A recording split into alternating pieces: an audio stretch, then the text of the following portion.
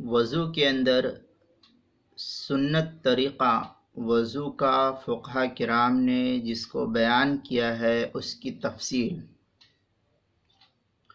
چنانچہ فقہا کرام کی عبارات کو دیکھنے سے یہ معلوم ہوتا ہے کہ چند ایک چیزیں جو ہے وضو کے اندر سنت شمار کی گئی ہے۔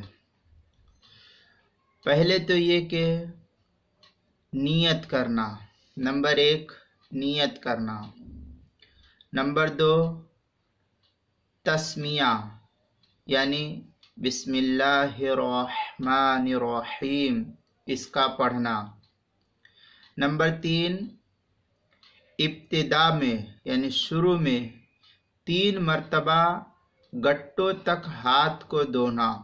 گٹا کہتے ہیں یہ جو ابھری ہوئی ہڈی رہتی ہے، یہ حصہ، یہ جو ابھری ہوئی ہڈی رہتی ہے اس کو گٹا کہتے ہیں۔ یہاں تک دونوں ہاتھوں کو 3 مرتبہ ابتدا میں دھونا، اس طریقے سے پورا، یہاں تک پورا جو میں نے ابھی بتایا اس گٹے کی ہڈی تک، یہاں پر جو یہ ابھری ہوئی آپ کو میری ہڈی دکھ رہی ہے یہ ہڈی تک 3 مرتبہ۔ نمبر 4 مسواک کرنا۔ مسواک مختلف ہوتی ہے، بہتر مسواک پیلو کی مسواک ہے جس کی تفصیل مجمع الزوائد وغیرہ میں ملتی ہے کہ پیلو کی مسواک اللہ کے رسول صلی اللہ علیہ وسلم نے استعمال کیا، اس لیے پیلو کی مسواک کا استعمال افضل ہے۔ نمبر 5 3 مرتبہ کلی کرنا، یہ پورے 5 ہو گئے۔ پھر اب 6 3 مرتبہ ناک میں پانی ڈالنا، 3 مرتبہ ناک میں پانی ڈالنا، اس طریقے سے الٹے ہاتھ سے پانی لیا جائے اور ناک میں اس طریقے سے یہاں پر رکھ کر کے ناک کے پاس اور ہلکا سا کھینچے تاکہ جو ہے یہاں تک یہ نرم ہڈی جو ہے یہاں تک پانی پہنچ جائے، یہ ہلکا سا کھینچا جائے تو اس کو کہتے ہیں ناک میں پانی ڈالنا۔ اب یہ اس سے مراد نہیں کہ ناک میں اس طریقے سے الٹا کر کے پھر جو ہے ناک میں پانی ڈالا جائے، یہ شریعت کے اندر مقصود نہیں ہے۔ نمبر 7 منہ اور ناک کی صفائی میں مبالغہ کرنا، یہ سنت روزے دار کے لیے نہیں ہے۔ مبالغے کا مطلب یوں بھی کہا گیا ہے کہ خوب اچھی طریقے سے ناک میں اس انگلی سے اس طریقے سے ناک کو صاف کرنا اور غرارہ وغیرہ جس کو کہتے ہیں کلی کرنے میں اس کو کرنا۔ لیکن اگر کوئی شخص روزے سے ہے تو پھر وہ شخص روزے کے اندر اس طریقے سے غرارہ وغیرہ نہ کرے، ہو سکتا ہے کہ حلق میں پانی اتر جائے تو روزہ خراب ہو جائے گا، ٹوٹ جائے گا، اس لیے اس سے پرہیز کرے۔ نمبر 8 داڑھی میں خلال کرنا۔ داڑھی اس طریقے سے داڑھی ہے تو اس کے اندر خلال کرنا، یہ طریقہ خلال کا بیان کیا گیا، اس طریقے سے جو ہے خلال کا حکم بیان کیا گیا ہے۔ بہرحال یہ 8 چیز ہو گئی کہ داڑھی کا خلال کرنا۔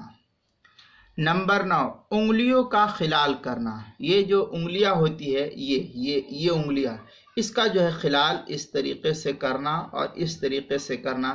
بس اوقات یہ ہے کہ ٹھنڈی کے موسم میں اس حصے میں یہ جو گفہ ہوتا ہے اس کے اندر پانی نہیں پہنچتا ہے، تو اس لیے جو ہے شریعت کہتی ہے کہ اس طریقے سے خلال وغیرہ کر لیا جائے گا، یا یوں بھی اگر کر لیں گے تو بھی ہو جائے گا، لیکن بہتر طریقہ یہ ہے۔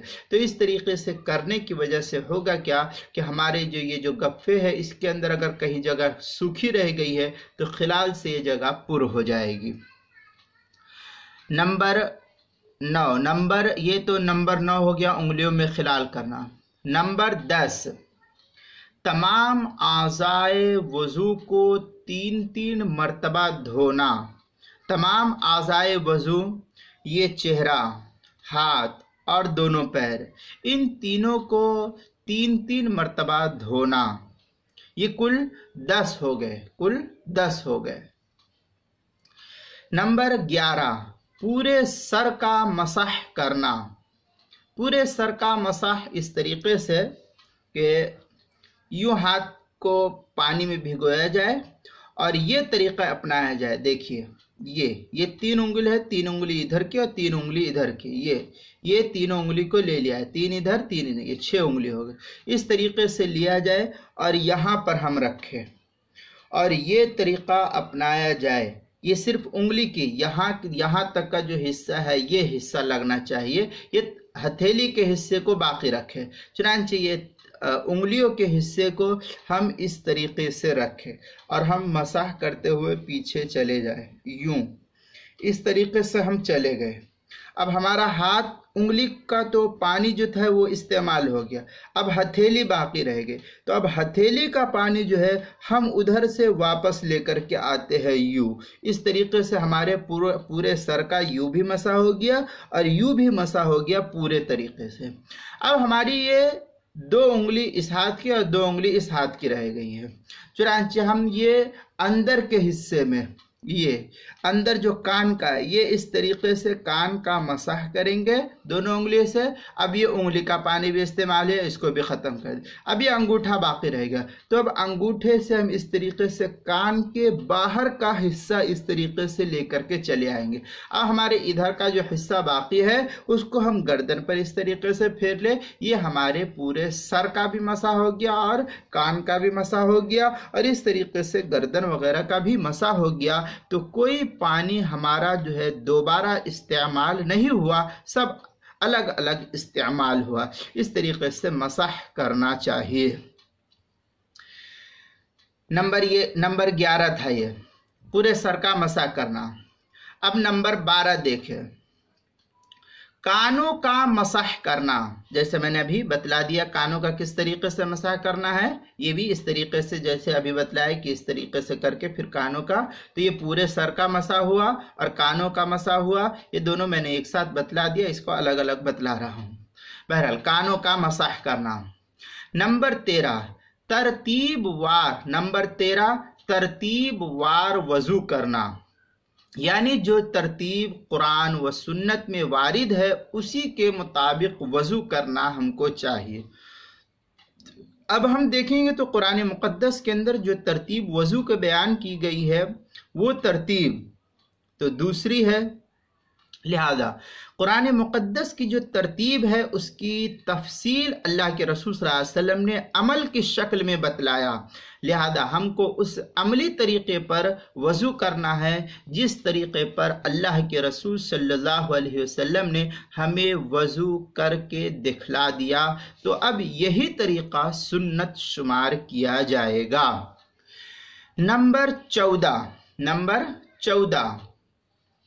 14 है ये इस तरीके से पे दर पे आज़ाए वज़ू पर पानी बहाना। पे दर पे का मतलब ये है एक उज़ू के एक हिस्से के वज़ू एक हिस्से के सूखने से पहले अगले हिस्से को धो लेना। अब ऐसा नहीं कि हम हाथ के इस हिस्से को पूरे हिस्से यहाँ कोहनी तक तो धो लिया अभी, अब ये हिस्सा अभी धोया और 10 मिनट के बाद जो है हम फिर इस हिस्से को धो रहे, तो गोया कि इस हिस्से को धोने का कोई मतलब हासिल नहीं होगा।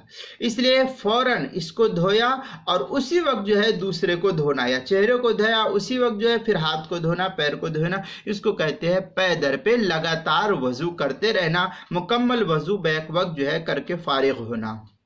दूसरे उज़्व के इस तरीके से अगर करेंगे तो हमारा दूसरा उज़्व जो है सूखेगा नहीं, फौरन हो जाएगा।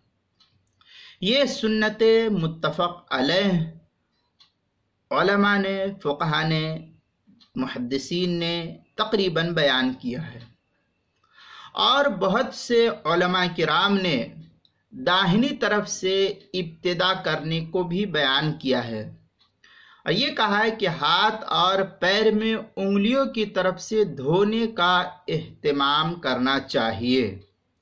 गर्दन का मसाह रगड़ कर धोने वगैरह को भी सुन्नत में बाज़ उलमा ने शुमार कराया है, जैसा कि मैंने अभी गर्दन के मसह की तरतीब आपको बतलाया। इन चीज़ों को भी बाज़ उलमा ने शुमार कराया है, जिसकी तफसील जो है अल्लामा शामी रहमतुल्लाह अलैह ने तफसील बयान की है। तफसील फतावा शामी के अंदर देखेंगे, जो फतावा शामी हिंदी नुस्खा है ज़करिया बुक डिपो देवबंद का, उसकी पहली जिल्द सफ़ा नंबर 218 से बड़ी तफसील के साथ अल्लामा शामी ने मुख्तलिफ मकामात पर इसको जमा किया है। तकरीबन 218 से 250 तक इस बहस को नकल किया है। तकरीबन 30 सफ़े में ये फैली हुई बहस वज़ू की जो है अल्लामा शामी रहमतुल्लाह अलैह ने नकल की है। इसलिए अगर कोई साहब फतावा शामी में देखेंगे तो तफसीली इबारत वहाँ मिल जाएगी।